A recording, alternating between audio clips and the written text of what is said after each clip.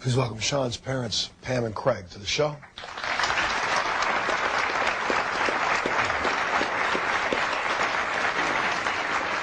You have done everything, almost everything conceivably possible to at least try to find a clue, something, from organizing search parties, and the community has gotten involved, and still yet not even a whim, is there? Is there any whim at all of what happened? There's absolutely no evidence to support any kind of theory.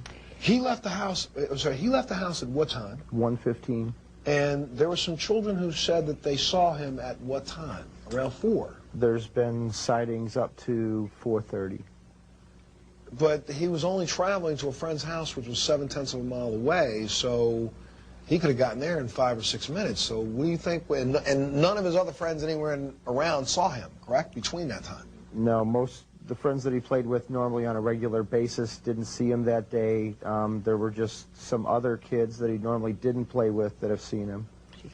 Who did he know, or who do you know of by the name of Keith? Keith? Is it a kid or adult? No, it's a young kid.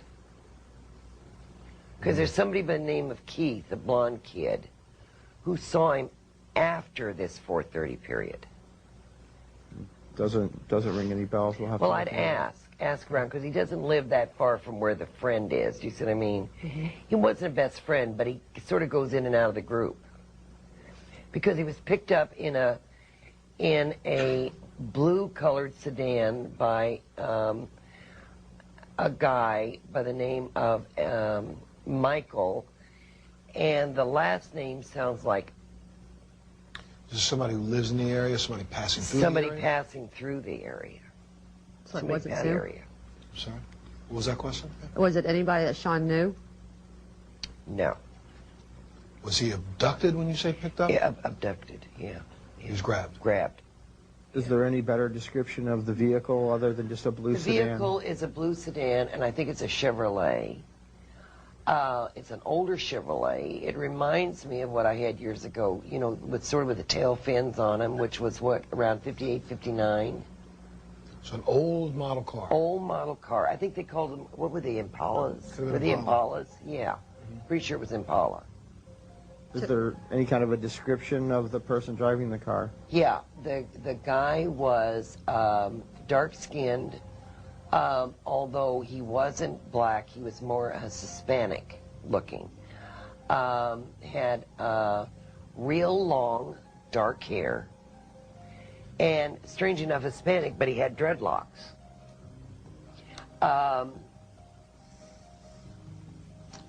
He was really tall and really almost like what you think a basketball player's build would be.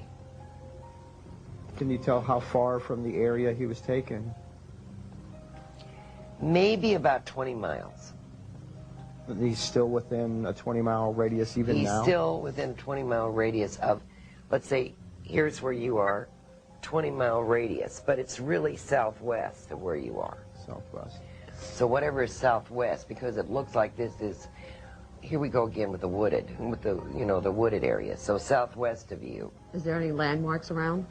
Yeah, strangely enough, there are 2 jagged boulders, which look really misplaced, because everything is trees, and then all of a sudden you've got these stupid boulders sitting there.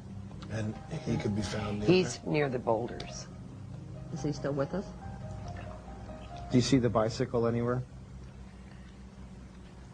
I think see, here's what's strange. I think the bicycle is in another state in a dump. Let me take a little break. We'll be back right after this.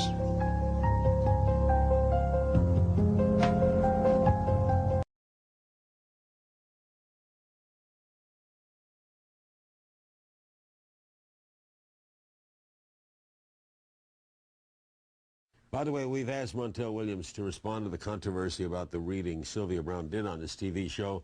He had no comment. He also took a pass on appearing on this program to discuss the topic. We'll have some other statements later. James Randi.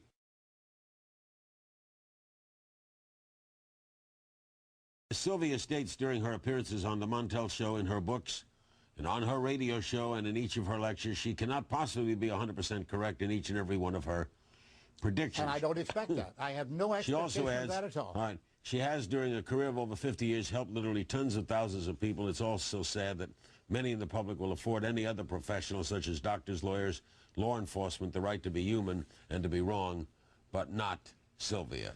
I will grant her the right to be human and to be wrong, Larry. I just want evidence that it is so. I can take it from Rosemary, I can take it from Sylvia, from James Van Prague, John Edward, any of them.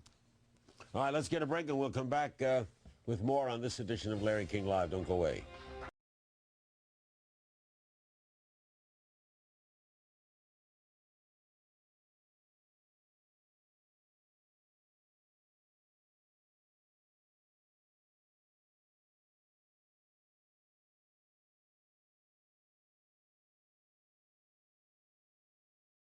Talking to talk show host Montel Williams, and today he's got psychic Sylvia Browne on. Can you ask her who's going to win the NBA Finals? I need to make some money. You know what? I'm trying to make some money too. I'm gonna ask her. I'll see if she'll give it up.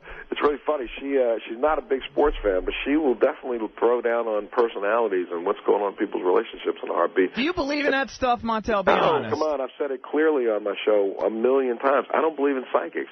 You know, I happen to believe that for whatever reason, this woman has a little bit more intuition than most people I know.